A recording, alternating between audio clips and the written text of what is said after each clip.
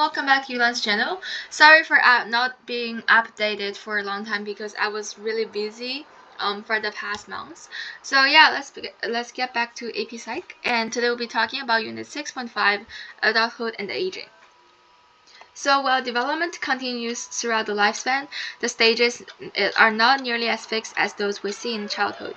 Developmental psychologists recognize three very general stages of adulthood, which we'll talk about today: early adulthood, the 20s and 30s, middle adulthood, the 30s to 60s, and late adulthood, which is 60s and onward. At around age 18, adolescents enter a phase known as emerging adulthood. These young adults have checked off all of the milestones related to adolescence, but may not yet be ready to fully face the responsibilities of adulthood. Emerging adulthood is marked by increased independence, decision-making, and responsibility, and is characterized by the exploration of various roles, identities, and ideologies. Many people in emerging adulthood are pursuing higher education, establishing their careers, and forming relationships. This in-between phase can be quite stressful, to be honest. Some may feel like they still do not truly know their identity, while others may feel unprepared to take on full independence. Typically, these issues will sort themselves out around the mid-20s age range, though many individuals may continue to struggle well past that point. While adults retain much of their physical aptitudes throughout their early years, physical ability begins to wane in middle adulthood. This decline gradually begins in our mid-20s and continues as we progress. One of the most notable stages of physical change occurring in middle adulthood is characterized by decline in fertility. Men eventually experience a decline in sperm count and testosterone level and may begin to experience sexual dysfunction not present in their younger years. Women will enter a phase known as menopause, the natural end of a woman's menstrual cycle, at around the age of 50. However, a woman's sexual fertility wanes even before then. A woman may experience more difficulty conceiving in her mid-30s than she would in her early 20s. After 35, pregnancy and childbirth come with higher levels of risk. This is due in part to a decrease in the number of eggs that a woman has available, as well as changes in the quality of those eggs. So as individuals progress into late adulthood, the physical decline of the human body becomes more apparent. Muscle tone and strength diminish. The senses, particularly hearing and vision, also diminish. As the body ages, health-related complications may arise more frequently. Just as physical ability declines in middle and late adulthood, so does mental acuity. While long-term memories, especially those most important to us, tend to remain well into our later years, our short-term memory may decrease. The good news, though, is that the rate of this downward slope is not set in stone. Unfortunately, it will happen to all of us sooner or later.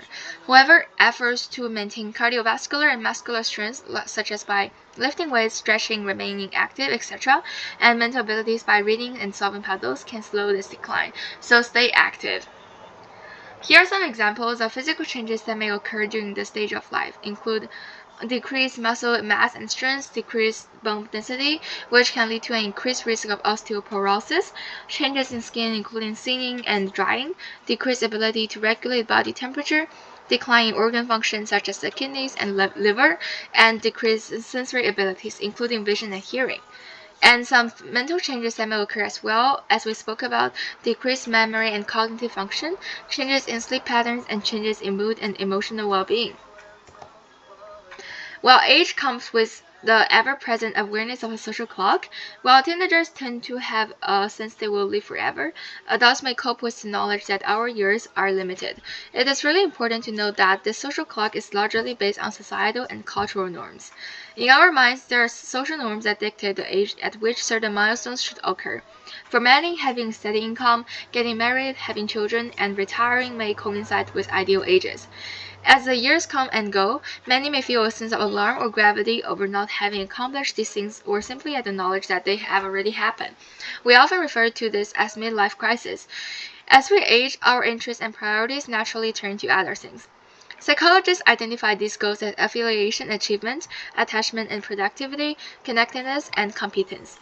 These ideas coincide with Erikson's idea of intimacy and productivity, which we'll discuss later. Throughout adulthood, we form various commitments. For many, the most important of these are related to love, both romantic and non-romantic, and achievement. career-related accomplishment and fulfillment. For many adults, as time moves on, happiness comes from seeing these commitments coming to fruition. Parents may feel joy in knowing they have produced a happy and healthy child, while another individual may feel content in knowing that she has worked hard to make a living throughout her life. If adults cannot find fulfillment in their actions throughout life, they may feel a sense of despair as they age. So whether a person is 1 or 101, one thing is true, death is unavoidable. As we age, however, this reality becomes much more real. As humans age, not only are they more likely to face their own imminent death, but they also are more likely to experience the death of those closest to them. Grief is a powerful emotion and can take enormous physical tolls on an individual's body and mind. Contrary to popular belief, there are no sequential and orderly stages of the grief cycle. Still, there are very common reactions that seem to be experienced universally: anger, longing for the lost loved one, eventual acceptance, and etc. While death is a terrifying prospect, it is really important to ponder it and the effect it has on us. It is one of the few guarantees in life, and we may learn to better accept it once we're able to face it. And finally, we'll talk about Erikson's stages of psychosocial development. So his stages of development have been instrumental in understanding social development as a whole, not just in the later years of life. However, unlike Piaget and other theorists, Erikson's theory accounts for the entire lifespan. Erikson identified 8 stages of psychosocial development, each with its own psychosocial tasks that must be resolved in order to progress to the next stage. These stages begin in infancy and last until late adulthood. To Erikson, we will never quite finish developing. So here, the table here is from Fiveable, and please pause the video and take a look at that. So Erikson's theory is widely recognized and has had a significant impact on the field of psychology. It provides a framework for understanding how individuals progress through different stages of development and how they may be affected by the challenges they face at each stage. Thank you for listening and hope you enjoyed this video.